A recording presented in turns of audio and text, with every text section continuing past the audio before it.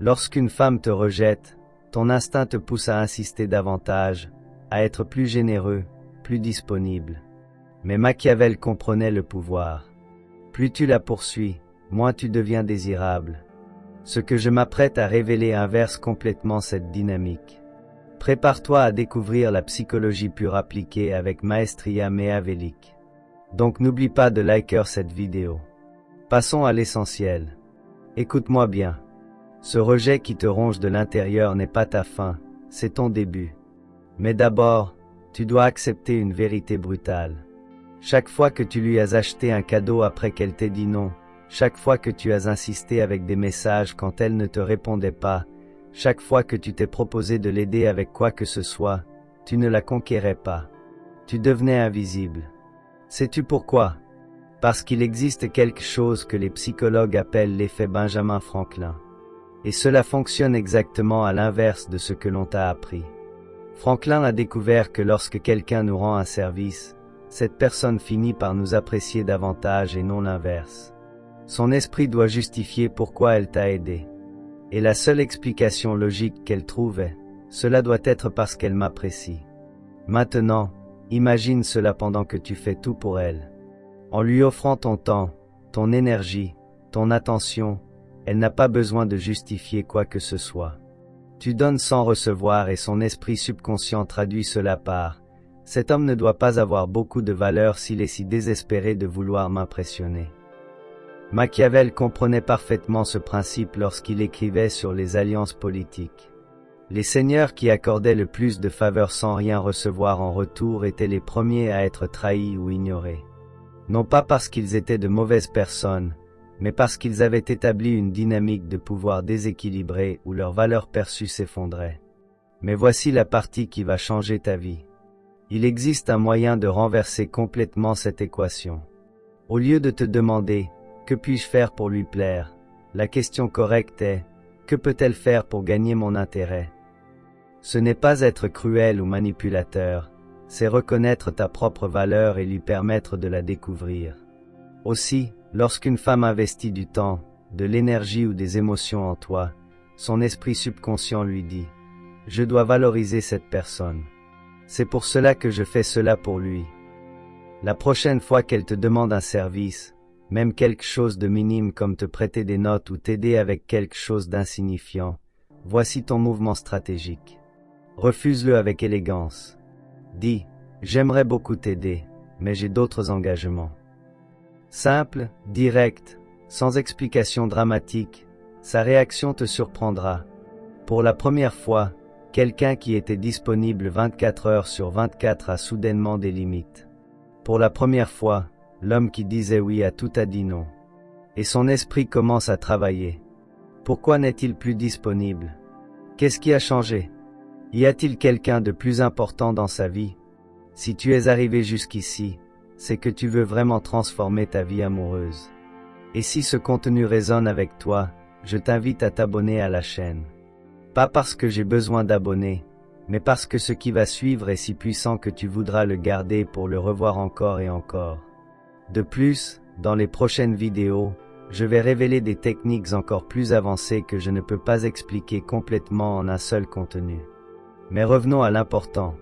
Ce que tu viens d'apprendre n'est que la surface.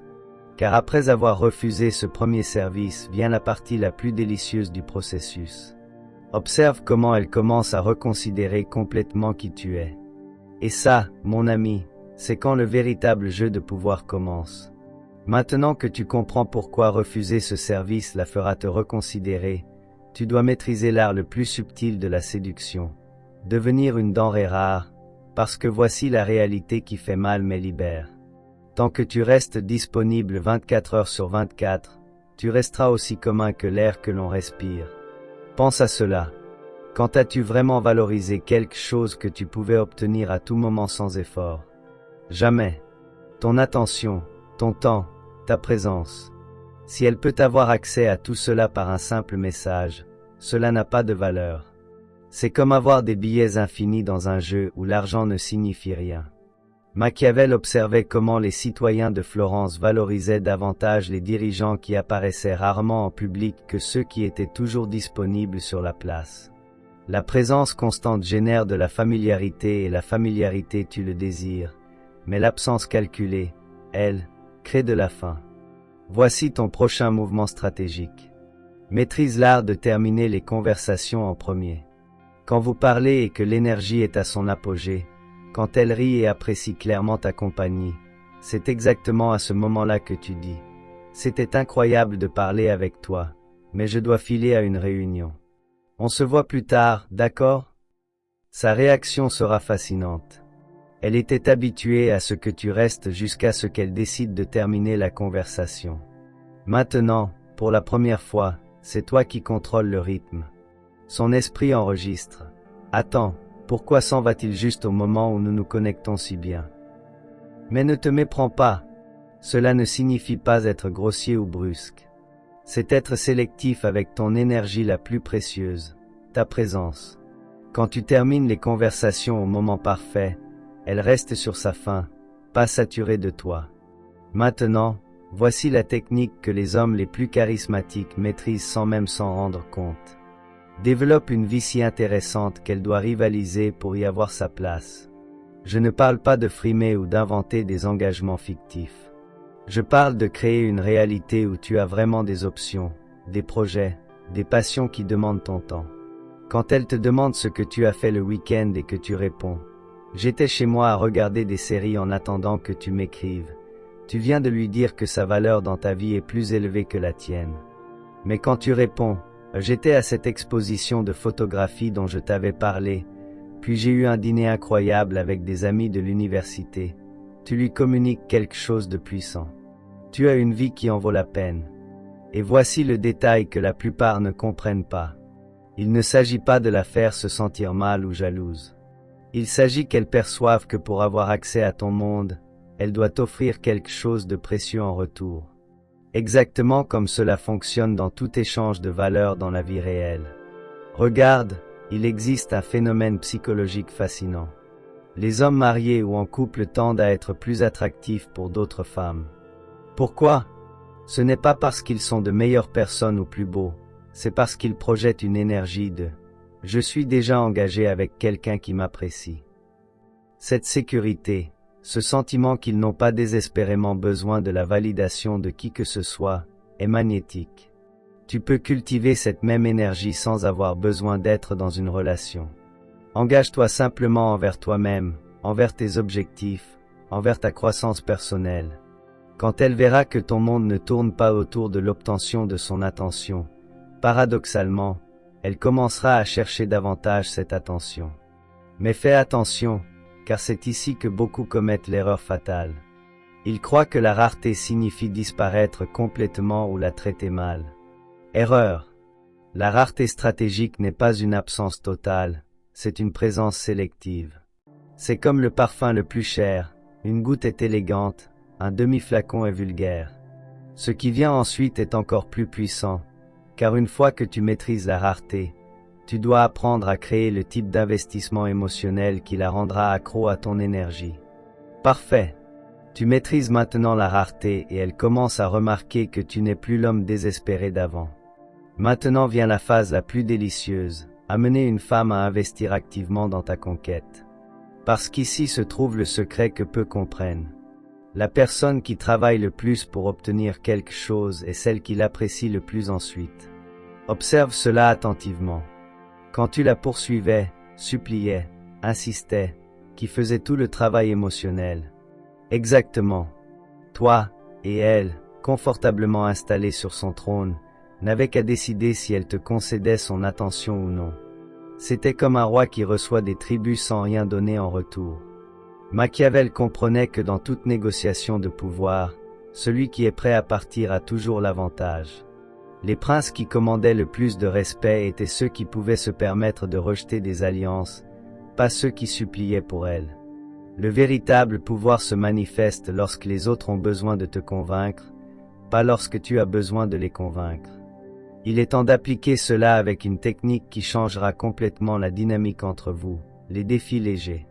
Au lieu de lui demander « Veux-tu sortir avec moi ?», commence à proposer des expériences qui nécessitent sa participation active. Par exemple, dis Je suis sûr que tu es de ces personnes qui disent aimer la nourriture épicée, mais qui en réalité ne supportent rien. Oserais-tu m'accompagner à ce restaurant mexicain qui prétend avoir les tacos les plus épicés de la ville? Remarque la différence. Tu ne lui demandes pas un rendez-vous. Tu lui offres l'opportunité de prouver quelque chose sur elle-même. Son esprit se concentre automatiquement sur le défi, pas sur si elle veut ou non sortir avec toi. De plus, si elle accepte, elle investit déjà dans l'idée de t'impressionner avec sa tolérance au piquant. Voici la magie psychologique. Quand elle accepte ces petits défis, son esprit subconscient lui dit « Je dois être intéressé par cet homme. Sinon, pourquoi je fais des efforts pour l'impressionner ?» C'est le même principe que l'effet Benjamin Franklin, mais appliqué de manière plus sophistiquée. Mais ne te limite pas aux défis. Commence à utiliser ce que j'appelle des invitations épiques au lieu de « Veux-tu prendre un café ?» Quelque chose comme « J'ai prévu une aventure gastronomique ce samedi en explorant ce marché de nourriture artisanale qui vient d'ouvrir. Si tu es suffisamment aventureuse, je t'invite à m'accompagner dans cette expédition culinaire. » Remarque comme l'énergie change complètement. Ce n'est plus un rendez-vous ennuyeux, c'est une aventure exclusive à laquelle elle a le privilège d'être invitée. Inconsciemment, elle commence à se voir comme partie intégrante de quelque chose de spécial, d'unique. Et voici un détail crucial que la plupart négligent. Mentionne subtilement que d'autres personnes apprécient ta compagnie. Ne te vante pas de manière flagrante, mais laisse tomber des commentaires naturels. Mon collègue de travail dit toujours que j'ai le meilleur goût en matière de restaurant. Mes amis me sollicitent toujours quand ils veulent découvrir de nouveaux lieux. Cela active ce que les psychologues appellent la preuve sociale. Si d'autres te valorisent, elle commence automatiquement à se demander si elle ne perd pas quelque chose en ne te prêtant pas plus d'attention. C'est comme voir une longue file d'attente devant un restaurant. Tu assumes immédiatement que cela doit être bon car tant de gens sont prêts à attendre. Mais garde cela subtil. L'idée n'est pas de se vanter comme un adolescent, mais de communiquer naturellement que ta vie est remplie de personnes qui reconnaissent ta valeur. Maintenant, quand elle commencera à chercher davantage ton attention, quand tu remarqueras qu'elle propose davantage de plans ou t'écrit en premier, c'est à ce moment-là que tu sauras que la dynamique a complètement changé. C'est le moment crucial qui sépare les hommes qui comprennent le jeu de pouvoir de ceux qui restent victimes de celui-ci. Petit résumé avant le climax. Jusqu'à présent, tu as appris à refuser des faveurs pour créer de l'investissement, à cultiver la rareté pour augmenter ta valeur et à utiliser des défis et des invitations épiques pour qu'elles travaillent pour ton attention. La combinaison de ces stratégies réécrit complètement la façon dont elle te perçoit. Mais ce qui vient dans la prochaine phase est le moment le plus délicat et puissant de tout ce processus. Reconnaître exactement quand elle a fait la transition complète de l'indifférence à l'investissement et comment maintenir cette position de pouvoir sans tout gâcher par excès de confiance. L'heure de vérité. Tout ce que tu as appliqué jusqu'à présent converge en ce moment crucial. Reconnaître quand elle a franchi la ligne de l'indifférence vers l'investissement total. Parce qu'ici se trouve la réalité qui changera ta vie à jamais. Il existe un moment spécifique, observable, où le pouvoir se transfère complètement vers toi. Les signaux sont inconfondables, mais seuls les hommes qui comprennent la psychologie du désir les reconnaissent. Premier signal, elle commence à proposer des plans.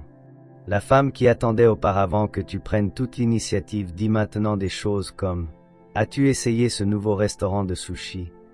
Oh, j'ai vu qu'il y a un festival de musique ce week-end. » Elle ne te demande pas directement un rendez-vous, mais elle sème des graines pour que tu les arroses. Deuxième signal, encore plus puissant, elle commence à te demander ta disponibilité avant de faire ses propres plans. Comment se passe ta semaine? Ce n'est plus de la politesse, c'est de la reconnaissance.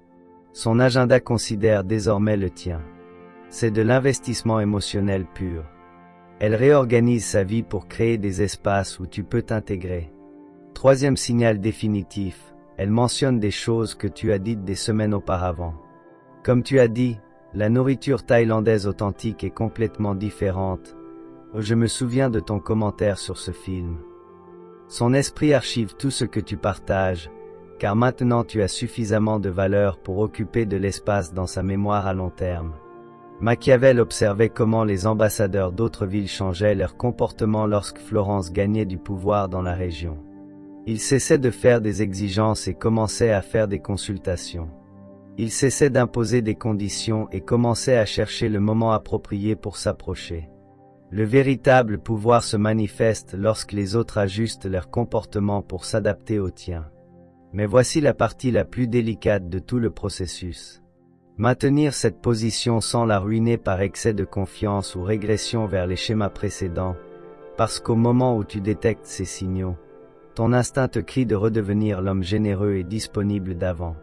Je l'ai déjà conquise. Maintenant, je peux me détendre et être moi-même. Erreur fatale. Elle ne s'est pas éprise de l'homme désespéré que tu étais avant. Elle est tombée amoureuse de l'homme stratégique que tu es devenu. Le moment où tu redeviens disponible 24 juillet, où tu fais des faveurs constantes, où tu poursuis au lieu d'être poursuivi, c'est le moment où tout le pouvoir que tu as construit s'évapore. Voici ton cadre mental définitif, la philosophie qui doit guider chacune de tes décisions à partir de maintenant. Je ne me demande pas ce que je dois faire pour la garder intéressée. Je me demande ce qu'elle doit faire pour garder mon intérêt. Ce n'est pas de l'arrogance, c'est de l'autorespect stratégique. C'est reconnaître que ta valeur ne dépendait pas de son approbation initiale et ne dépend pas non plus de son intérêt actuel. Tu es le prix, pas elle. Et les prix ne poursuivent pas. Ils sont poursuivis. Quand elle t'écrira en premier, ne réponds pas immédiatement. Juste parce que tu as maintenant son attention, maintiens le rythme de réponse que tu avais établi lorsque tu appliquais la rareté. Quand elle proposera un plan, évalue-le sincèrement. Veux-tu vraiment y aller, ou es-tu juste excité parce qu'elle a pris l'initiative? Et voici le détail qui sépare les maîtres des amateurs. Continue de cultiver ta propre vie avec la même intensité que lorsqu'elle te rejetait. Tes projets personnels, tes amitiés, tes passions, tout ce qui t'a rendu attrayant doit rester prioritaire. Ne commets pas l'erreur de la transformer en centre de ton univers maintenant qu'elle orbite enfin autour du tien. Parce qu'au final, cette transformation ne concerne pas seulement la conquête d'une femme spécifique. Il s'agit de devenir le type d'homme qui attire naturellement l'investissement émotionnel, le respect et le désir authentique. Il s'agit de comprendre que le véritable pouvoir dans toute relation ne vient pas de la nécessité désespérée de l'autre, mais d'être si complet en toi-même que l'autre se sent privilégié d'être choisi. Lorsque tu maîtrises complètement ce cadre mental, quelque chose de magique se produit. Tu n'as plus besoin de technique ni de stratégie, car tu commences à vivre naturellement depuis un lieu d'abondance et d'autorespect. Et cela, mon frère, c'est quand tu deviens vraiment irrésistible. Maintenant, tu comprends. Ce rejet qui te faisait mal était en réalité le premier pas vers ta transformation en un homme véritablement irrésistible. Tu n'es plus celui qui poursuit désespérément, mais celui qui est poursuivi stratégiquement. Si ce contenu a changé ta perspective, abonne-toi, car j'ai d'autres stratégies machiavéliennes à partager. Et voici mon défi. Dans les commentaires, partage un conseil que tu donnerais à un autre homme qui traverse un rejet. Ton expérience pourrait être exactement ce dont quelqu'un d'autre a besoin pour commencer sa propre transformation de pouvoir.